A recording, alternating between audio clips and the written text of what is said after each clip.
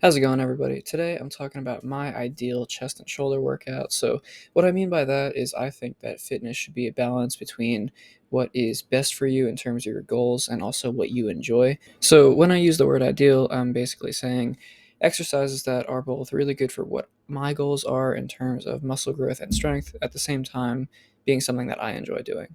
And yeah, let's get right into it. Usually, I like to start out with some sort of heavy incline press. Now, the reason I love the incline press is because it's very good for developing the upper chest, which people know. But the cool thing about the incline press is it is also just as effective growing the mid and lower chest as a flat press. So it is generally a more superior movement to the flat press.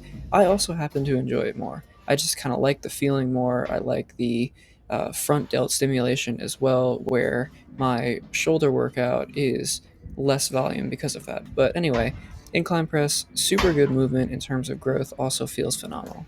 All right, next up we have weighted dips. Now, let me tell you, I absolutely love dips, okay? I am the number one fan of dips. I think they are so underrated. Now, the reason I do these is because number one, I enjoy calisthenics, where, again, like I said, my goals are oriented towards both weight training and calisthenics, so I'm a bit of a hybrid athlete in that sense, where dips give me the lower chest growth, they give me the tricep growth, and it's just a fun calisthenic movement. It's also easy to overload over time, where you can wear a dip belt, or you could be like me, you could put a weight between your legs, but you can add weight over time, continue to get stronger, and they will absolutely blow up your chest, shoulders, and triceps. Now, moving on to my final workout for chest, I love doing chest flies. I have my incline press, which is more upper chest oriented. I do dips, which is more lower chest oriented. So, therefore, I set up my chest flies to be kind of mid chest, right? Now, flies you can organize any way. You can do low to high, high to low, whatever.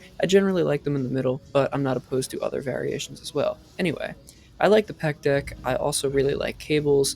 In this video, I'm using the pec deck. I like the deep range of motion you can get by positioning the machine back, and I really like the contraction on the top part of the movement. So chest flies, I do towards the end. I go a little bit lighter, where I'm really focusing on a nice, good stretch at the bottom, a good squeeze at the top.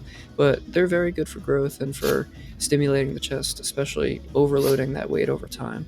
Generally, with my workouts, I start with a compound movement and then move into isolation of the respective muscle groups. So here is pretty much the same. I'm starting with a shoulder press. I'm using dumbbells because I love the extended range of motion that dumbbells offer as opposed to a barbell. Now, like I said, do what you enjoy doing in the gym, okay? The split that works for you is the one that you're able to adhere to. So when it comes to different workouts, workout programs, something that you're actually going to stick to and enjoy is going to be the best. But anyway, the shoulder press is a really good movement for blowing up the front delts, especially. It's going to be a little bit of stimulation on the other parts of the shoulders as well, but this is really going to target those front delts, really going to get you that boulder shoulder look, and you throw these in with some lateral raises, some rear delt flies, you are absolutely chilling. You will have big shoulders. Now, getting into the aforementioned lateral raises, here I'm using a machine.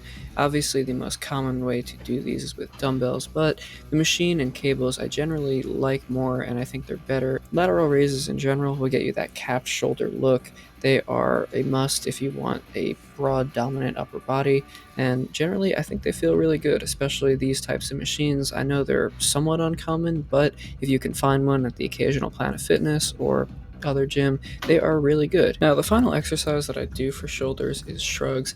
It's a bit unconventional in that I hit my rear delts with back, and then I do my trap isolation work with shoulders. So I do shrugs with my shoulder days.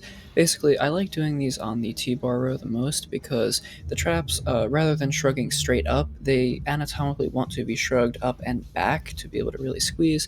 So here I'm using the T-bar row, throwing weight on there, and doing just shoulder shrugs, focusing on kind of squeezing in my mid back as well to really accentuate the traps. Alrighty, well, that pretty much concludes my chest and shoulder workout. I do plan on making videos in this style for each of the other muscle groups and the workouts that I hit. And just let me know if you want to see more content like this in the future. If you have any suggestions, feel free to leave them in the comments. But thank you so much for watching, and I'll see you in the next one.